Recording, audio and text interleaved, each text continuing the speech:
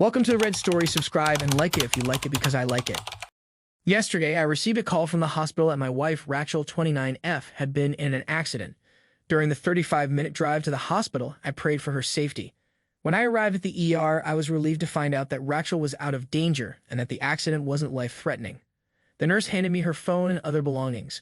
I asked if they knew how the accident happened. She said they didn't have complete details yet, but had informed the police, who were investigating the car. The police arrived and gave me a copy of their initial investigation. I was shocked to find out that Rachel was intoxicated, had rammed into a parked car, and later derailed onto a sidewalk. Luckily, she didn't veer onto the road, which could have been fatal. As I learned more about the accident, I grew suspicious. First, she wasn't supposed to be driving on the road where the accident happened. It was a Wednesday afternoon and she was supposed to be at work not 25 miles away from home. Second, why would she be drunk in the afternoon? The police handed me a copy of the dashboard footage, which showed that Rachel was playing loud music and driving recklessly. The alcohol was detected during her medical examination. They questioned me for an hour, wanting to know if Rachel was depressed or if we had fought before she decided to get drunk and cause the accident. I had to show them our text messages from the day before and that morning. She had texted me asking if I would be home late or at the usual time. I replied that I'd be home at the usual time unless something came up, and she ended the conversation with a "love you" and a heart emoji. The police asked me what Rachel was doing at the location of the accident and where she was coming from. I told them I had no idea. Initially, they didn't believe me, but after an hour-long investigation, they let me go as they had no reason to suspect me. I was then allowed to see Rachel. When I entered her room, I hugged her. She was only partly conscious. The first thing she asked me was, "Where's my phone?" I was shocked. She was still under anesthesia, in pain, but all she cared about was her phone. I lied and said it was with the hospital authorities. She seemed relieved. My mind was already clouded with the investigation report, and now her odd question made me even more suspicious. I had many questions, but I decided to wait until she recovered. I stayed by her side, holding her while she slept. However, her behavior sparked my curiosity. I took her phone from her bag, which the nurse had handed me earlier. It was dead, so I used my charger to power it up. As soon as it turned on, it started buzzing with several notifications. I put it on silent mode, but there was a continuous notification popping up from one chat. I couldn't read the message from the lock screen. Then a call came in from someone saved as Corner Cafe. This was a small eatery on the corner of our block where we regularly ordered takeout, but I couldn't understand why she was getting a call from them so late at night. I kept staring at the screen, unsure whether to answer or not. The same number called 5 times in a row with occasional chat notifications. I'm not usually an insecure person who suits around in my wife's personal space, but the circumstances made me forget my morals. I unlocked her phone using her fingerprint. Rachel was in deep sleep under medication, and I spent the night sitting by her bed, uncovering the truth about my failed marriage. As I suspected, the chat notifications were from the same contact saved as Corner Cafe. It became clear that Rachel had saved someone else's number under that name to protect herself in case I ever saw the call or chat notifications. If I had seen a call from Corner Cafe at home, I wouldn't have thought twice about it. It turned out that Rachel had been cheating on me for over 6 months, possibly more. I checked the number on my phone, but it wasn't in my contacts. I used a caller ID app and found out the name associated with the number was Tom. I didn't know anyone by that name. The chat history only went back 6 months, but the affair could have started earlier. The messages were outrageous and demeaning to me. It was heartbreaking to read how she described her desires for Tom while mocking me. She complained about how I didn't satisfy her in bed and that she had to fake pleasure to keep me happy. They had been meeting every week, sometimes twice a week, at their secret location. Rachel had her accident while returning from one of these encounters, which explained why she was asking about her phone and why she was drunk. Knowing her, I realized she must have been drinking during their time together. I thought she only drank with me, but there she was engaging in these acts with another man. Reading their chats made me sick. She was constantly messaging him even when she was out with me. The last time they exchanged messages was when we were watching a movie together the day before. I remember she was cuddling me and we kissed and made out. I feel disgusted knowing that she was probably imagining him during our time together. There was no way I could have suspected she was doing this. We had regular date nights, went on trips, and talked before bed. Our intimacy was consistent, but now I wonder if it was enough. It hurts to think I wasn't satisfying her. Had she told me, I might have been able to find a solution.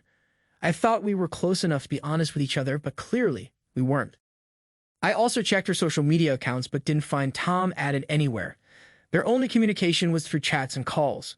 Who was this guy who had been seeing my wife? I had been up all night and now I felt dizzy, but my anger kept me awake. I wanted to call Tom to the hospital and confront him. I didn't know what to do next, but I felt I had to leave. Update 1. You know what? I left Rachel at the hospital, threw away her phone, packed her belongings, and moved them out of the house. I did a few other things as well, which I'll explain. I left the hospital and went home feeling uneasy. I wanted to do something about the pain I was feeling. Rachel's phone kept buzzing with calls and texts from Tom, who was concerned she wasn't replying. I decided to address that first. I opened the phone and started messaging him as Rachel. Here's how the conversation went. Asterisk asterisk me, posing as Rachel asterisk asterisk, hey, don't call or text me anymore. I don't want to be with you. Asterisk asterisk Tom asterisk asterisk, wait, why? What happened? Are you mad at me?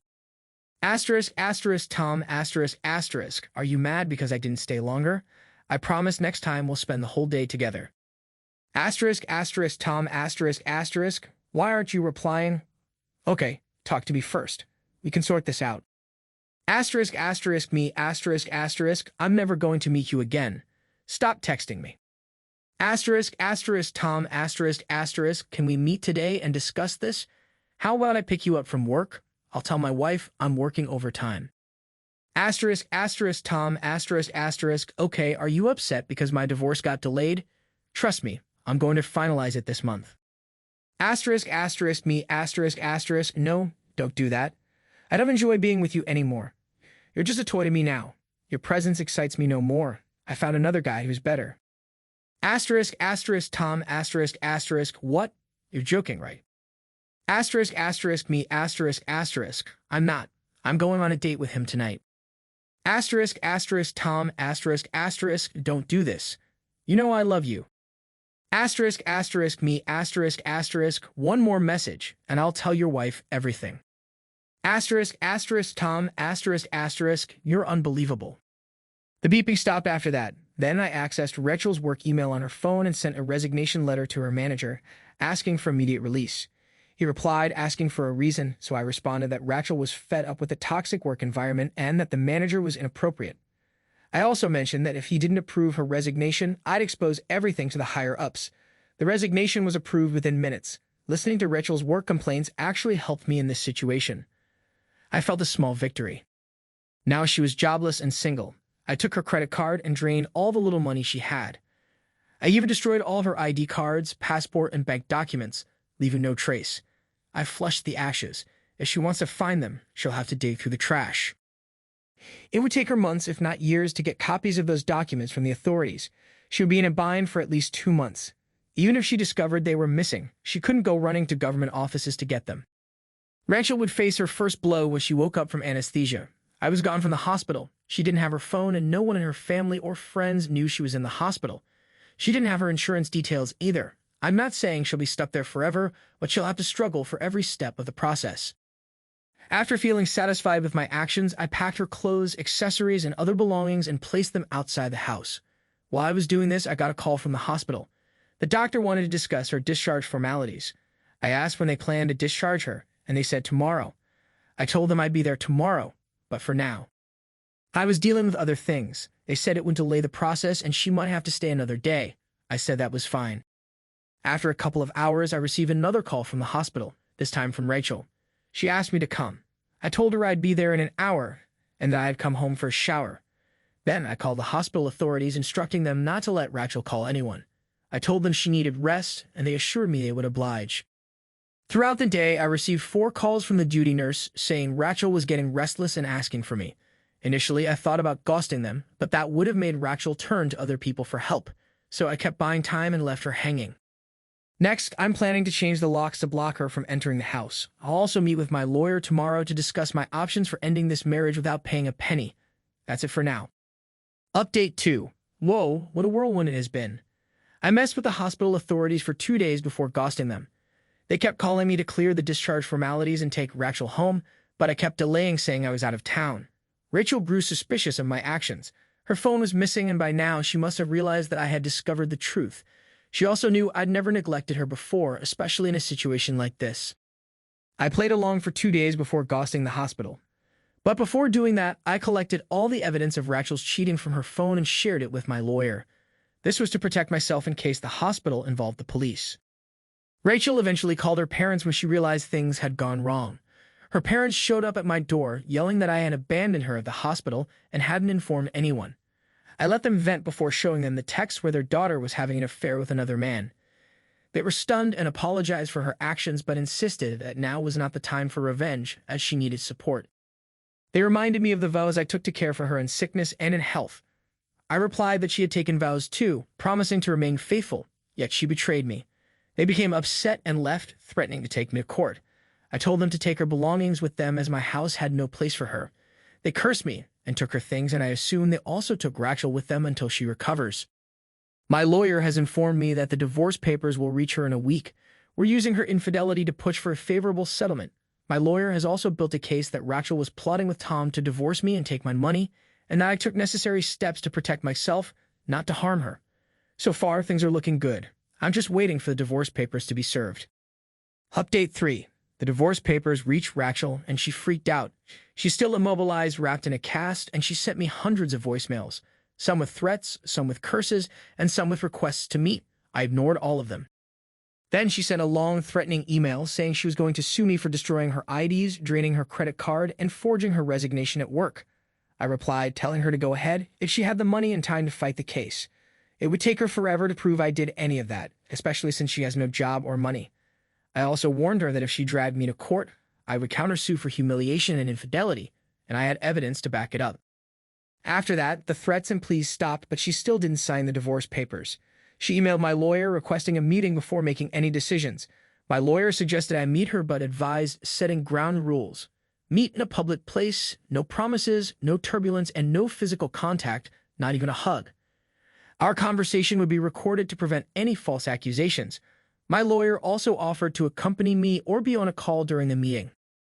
I relayed the conditions to Rachel, and she agreed.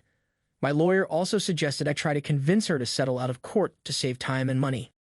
I went alone to meet her. I set the recorder and waited for her to start. She began by saying I had played smart, destroyed her life, and succeeded in ruining everything. She said she had no job, no money, and no man.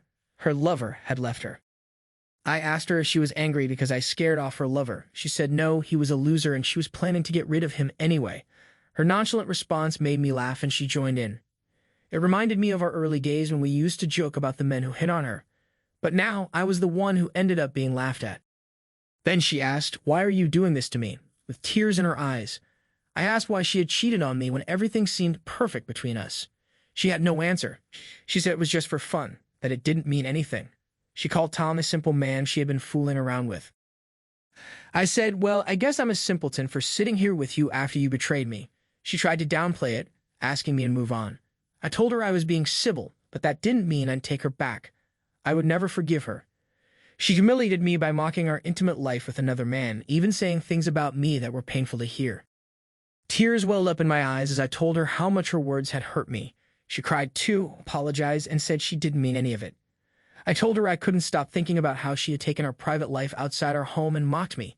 Even if I forgave her, I could never forget that. She assured me she never loved Tom, that she loved me, and she would never do anything like this again. But I couldn't believe her. She had broken my trust, and I knew I could never feel secure with her again. Finally, she signed the divorce papers with trembling hands. She handed them over to me with tears in her eyes, and I was also in tears. All my anger had turned into pain, and it was over now. We had known each other for over a decade, and now it was all ending. As we parted, I asked her if she would go back to Tom. She laughed and said no, that he didn't want her anymore. With a mixture of pain and remorse, she told me that I had won, that I had taken everything from her, and that she deserved it. We left without any goodbyes. On my drive home, I reflected on my actions. Did I go too far? Was I wrong to do what I did? If not, then why didn't I feel content after pulling off my revenge? I don't know. It's too soon to say. I need to accept the reality that I'm divorced now. Just a few months ago, I was a happily married man, and now I'm divorced.